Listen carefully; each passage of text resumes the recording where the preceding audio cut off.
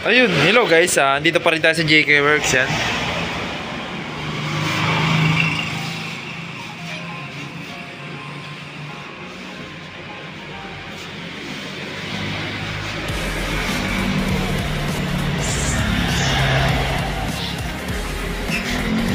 Guys, meron tayo, ito yung Honda Click version 3 natin na glossy white and blue natin na version 3 na Honda Click.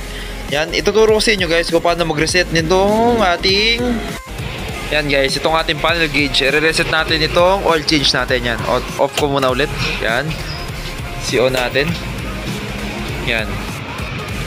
Kaka-change oil nyo lang guys. Tapos syempre kailangan natin i-reset itong ating oil change o change oil natin na indicator sa panel gauge natin guys. Kasi napaka-importante niyan. Para pag lumitaw siya ulit, dito tayo magre-reset ng ating oil change natin sa panel gauge natin. Napakadali lang i-reset nito guys, pero pag sa gauge lang mo tayo magre-reset yan, isa-set natin ko ilan kilometer natin siya bago ulit tayo mag-change oil. Start ito sa 500, 1K, 1,500, 2,000, 2,500, 3,000, 3,500, 4,500, 5K, 5,500, tapos hanggang 6K ito guys. Papakita ko rin naman sa inyo mamaya. Yan. Ito yung panel gauge natin ulit guys ha.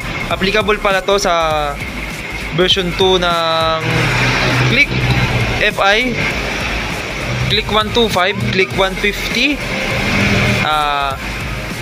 tawag dito, Click 125 version 3, tapos yung Click 160. Yan, halos same lang din sila ng ano, kasi may dalawa silang button, isang select tapos isang set. Yung set natin, yan, pagka pipindutin lang natin siya, walang mangyayari. Yan. Ito select yan guys, yan. Mayroon tayong odometer, yan. Odometer. Yung trip A natin, trip B, trip A average yan, 35.2. Sa click, malakas yan sa gas. Tapos, voltage natin. Tapos, balik na tayo sa odometer, kilometer reading. Ayan guys, i-reset na natin siya. Makakadaan din tayo siyempre dito sa ating clock yan.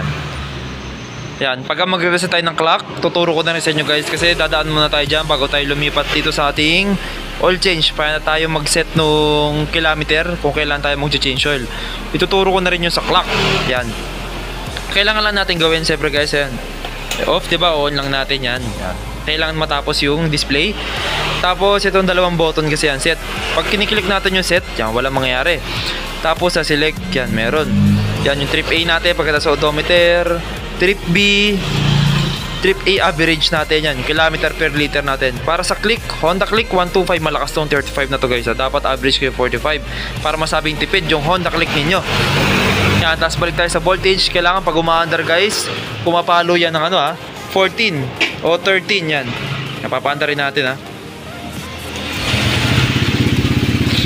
Yun. Dapat ganyan para masabing okay yung charging tsaka yung battery natin.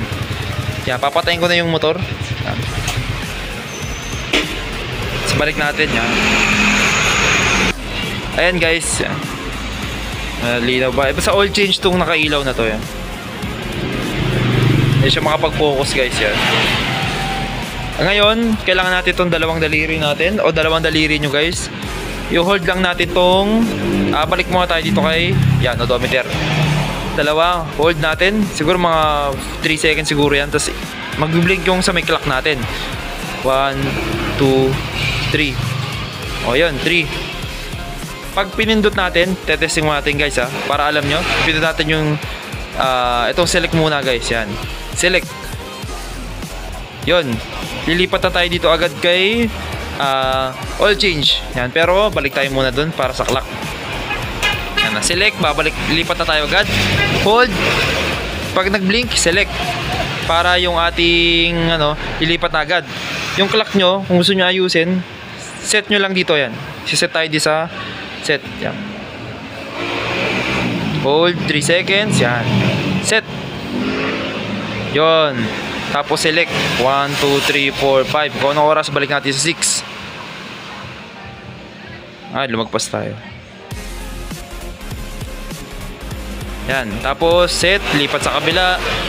Yan. Okay na. Set ulit. Yun.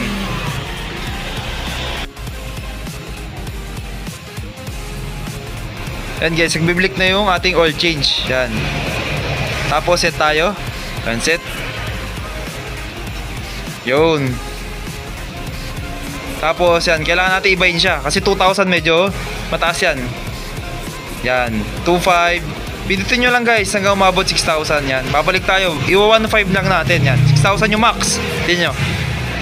O diba, nag 500. Tapos 1K, 1,500. Yan, okay na yan guys. Tapos set. Yan, set ha. Yung sa may kanan na button yan. Hindi mawawala yung oil change natin yan. Hindi mawawala yan guys. Kailangan natin siyang i-reset ulit. Bali, nag-set lang tayo.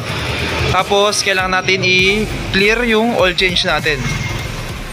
Yan guys, kahit anong gawin yung fault ulit na 1,500, siyempre ang ginagawa ng iba, ayaw mawala.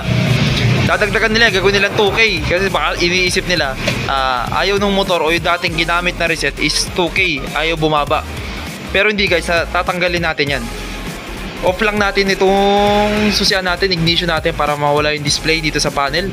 Off lang natin yan guys.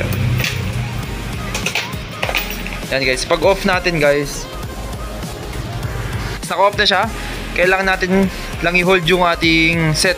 Yan, i-hold ko lang to. Tapos bubuksan yung susi natin. Siguro hold lang natin siya mga 5 to 10 seconds. Tapos hold lang natin, ay habang naka-hold, bubuksan natin yung ignition natin. Tapos wag nyo siyang bibitawan guys ha. Wag nyo bibitawan hanggat hindi nawawala yung oil change natin dito. Yan, kailangan ko lang ng katulong para buksan mo yan mamaya. Ito susi, wait lang. Na siya, siguro mga 5 muna. 1, 2, 3, 4, 5. Tapos yan, inon na yan. Naka-hold pa rin ako ha. Hintayin nyo lang. Yun, nawala.